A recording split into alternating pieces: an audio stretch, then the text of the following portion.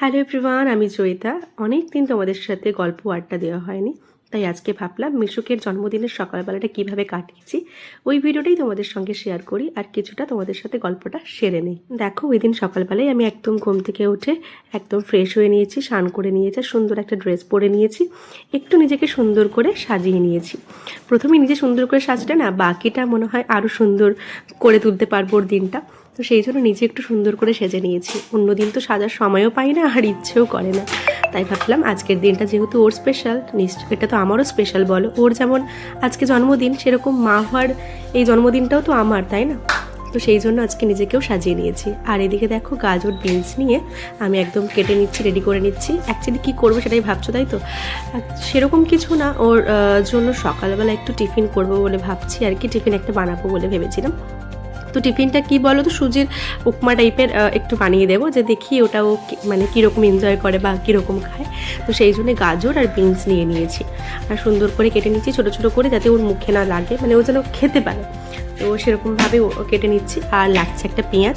কিন্তু জানো তো, এই ভিডিওগুলো করার চক্করে আর ওকে দেখা বা করার চক্করে না, সুজির উপমাটা যে বানিয়েছি ওটার ভিডিও করতেই আমি ভুলে গেছি। তো তোমরা একটু অ্যাডজাস্ট করে নিও ওটা। যাই হোক, এখানে দেখো এই থালা বাসনটা আমি ওর জন্মদিনের দিন আমি ওকে গিফট করলাম। আর এটা কেনা হয়েছে কিন্তু বেশ অনেক দিন আগে। আমি যখন প্রথম মানে আমার বাড়ি থেকে বালিচক থেকে হাওড়া প্রথম ওকে নিয়ে একা আসি, তখনই আমি কিনেছিলাম। কিন্তু তখন তো এতটাই ছোট ছিল যে একা খাওয়ানো সম্ভব ছিল না। তো সেই জন্য ভাবলাম এখনই দিই। এখন তো একটু বড় হয়ে গেল, 1 বছর হয়ে যাচ্ছে যখন, নিশ্চয়ই একটু একটু করে এবার ট্রাই করাবো। তো সেই জন্য দেখো, খুব সুন্দর সেট, একদম বাটি চামচ, তারপরে তোমার এক সুন্দর একটা গ্লাসের সিস্টেম আছে, আবার স্ট্রও আছে। আর এটা খুব সুন্দরভাবে খাবার দাবার যে ওরা এদিক ওদিক ছড়িয়ে ছিটিয়ে দেয়, সেই জন্য ওটা গলারের ইয়েটাও আছে। আর সবগুলোই ভীষণই ভালো। আর এখানে দেখো সুন্দর করে একটু ডেকোর করে নিয়েছি, কিছুই না, বেলুনগুলো ফুলিয়ে আর ওখানটা একটা দড়ি টাঙিয়ে ওইখানটা ঝুলিয়ে দিয়েছি। আর ওর যে চেয়ারটা আছে ওই চেয়ারটা নিচে বসিয়ে দিয়েছি। এবার ওকে ওর মধ্যে বসিয়ে দিচ্ছি, যাতে খাবারটা আর আসলেই আর কি ওকে ওইখানটায় দিতে পারি। তো দেখো সুন্দর করে খাবারটা ওকে দিয়েছি। কিন্তু খাবারটা যখন আমি চাইলাম যে দে, আমি একটু খাইয়ে দিই, দেখো কিছুতেই আমাকে দেবে না, যে ও একাই খাবে। আর আমি কি করব তখন বলো, ওকে ছেড়েই দিলাম যে ঠিক আছে রে বাবা, তুই একাই খা, তোর একার জন্যই তো এটা নেওয়া, যাতে তুই একা তাড়াতাড়ি খাওয়া দাওয়াটা একটু শিখতে পারিস। তো এইটাই হলো ব্যাপার। আর জন্মদিনের সকালটা সত্যিই ভীষণ ভালো কেটেছে।